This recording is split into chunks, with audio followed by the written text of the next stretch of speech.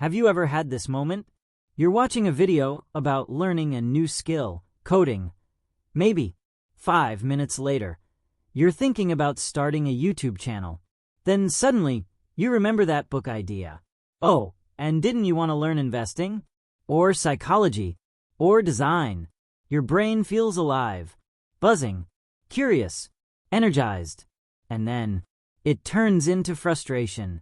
Because now you're asking yourself, why can't I just focus on one thing like everyone else? Why do I always feel scattered? Am I undisciplined or just broken?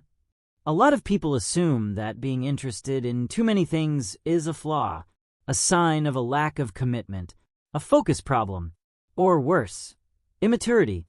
But what if that story is wrong? What if your curiosity isn't the problem, but the misunderstanding of it is?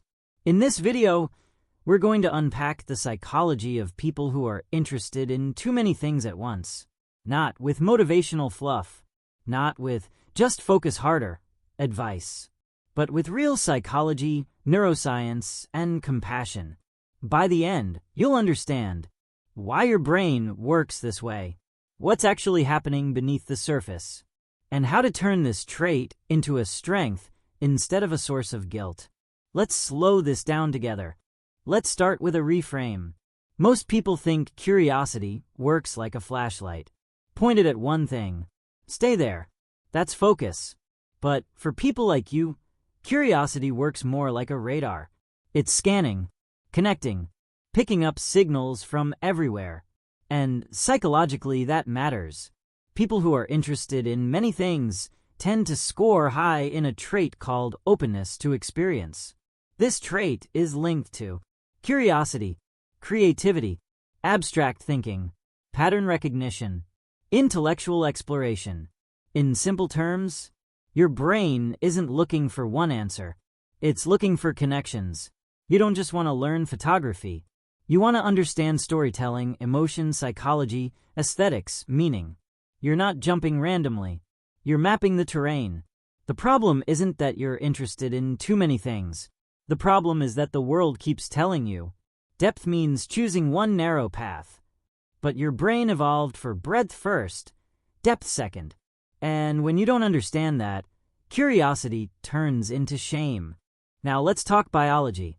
Specifically, dopamine. Dopamine isn't just the pleasure chemical. It's the novelty and anticipation chemical. Your brain releases dopamine when you discover something new. You imagine a future version of yourself. You start a fresh project. That's why the beginning of everything feels amazing. New idea equals dopamine spike. New possibility equals dopamine spike. But here's the catch. As soon as things become repetitive, slow, uncertain, effortful, dopamine drops. For curiosity-driven minds, that drop feels painful. Not boring, painful. So your brain does what it's good at. It scans again. Hey, what about this new idea? This isn't laziness. It's a nervous system that's highly responsive to stimulation. And modern life, it's a dopamine buffet. Ideas everywhere. Courses, videos, possibilities. Your brain was never meant to handle this many open loops. Here's a deeper layer people don't talk about. When you're interested in many things, you don't just struggle with focus. You struggle with identity. Because society loves labels. I'm a doctor. I'm a designer. I'm an entrepreneur. But what if you're part strategist, part artist, part thinker, part builder? Where do you fit? Psychologists call this identity diffusion, not as a disorder, but as a phase or pattern where your sense of self is spread across many possibilities. And if you don't resolve it internally, you start asking, am I wasting my potential? Am I falling behind? Why does everyone else look so sure? Here's the truth. People with wide interests often build identity later, not earlier. They integrate. They synthesize. They combine. But before that, it feels messy. And that mess can feel like failure, unless you understand it. There's a term for people like this: multipotentialites. It means someone who has the ability and desire to excel in multiple fields. Historically, these people were inventors, philosophers, Renaissance thinkers, systems builders. Their power wasn't specialization. It was cross-pollination. They took ideas from one domain and applied them to another. That's how innovation happens. But modern systems reward early specialization, linear careers, predictable paths. So multi-potential minds feel out of place, not because they lack value, but because their value doesn't fit neatly into boxes. Now let's get practical. The biggest mistake curious people make is trying to focus on everything at the same time, or force themselves to choose forever. Instead, think in seasons. Step 1. Choose a season, 3 to 6 months. You're not choosing your identity. You're choosing your focus window. Say, for the next 90 days, this is my main project. Everything else goes into a parking lot list. Not abandoned, just paused. Step 2. Define a clear output. Not learn photography, but publish 10 photos. Finish one small project. Curious minds need closure, not perfection. Step 3. Let curiosity feed the project. If you're learning design, let psychology inform it. If you're coding, let storytelling shape it. Integration keeps boredom away. Here's another strategy. Your curiosity isn't the enemy. Uncontained curiosity is. So we give it boundaries. Create a curiosity container. One notebook. One digital doc. One idea inbox. Every time a new idea pops up, you write it down. You don't act on it. This tells your brain, I'm not losing this. I'm just not doing it now. That alone reduces mental noise dramatically. Instead of asking, what should I be?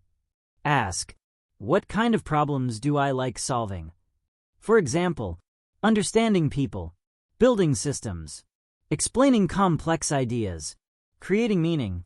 Those are through lines. Your interests may change. Your core drivers don't. You're not inconsistent.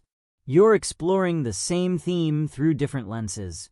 Important note, sometimes interest hopping isn't just curiosity. It can be linked to ADHD, anxiety, burnout, depression. If you notice, chronic inability to finish anything, severe emotional crashes after starting, extreme restlessness or avoidance. This isn't a character flaw. It may be a nervous system asking for support, and getting help doesn't mean you're broken. It means you're taking yourself seriously. Let's slow down here. You don't need to have it all figured out. You don't need a perfect path. You don't need to justify your curiosity. You're allowed to explore. You're allowed to take time. And you're allowed to build a life that doesn't fit a single label. Your mind isn't chaotic. It's rich. It just needs structure, compassion, and patience. Let's recap. If you're interested in too many things, you're likely high in openness and pattern recognition. Your brain thrives on novelty and meaning. You're not unfocused. You're understructured. The goal isn't to kill curiosity. The goal is to channel it. Pick seasons. Create containers. Build identity from values, not titles. And most importantly, stop treating your mind like a problem to fix. It's a system to understand.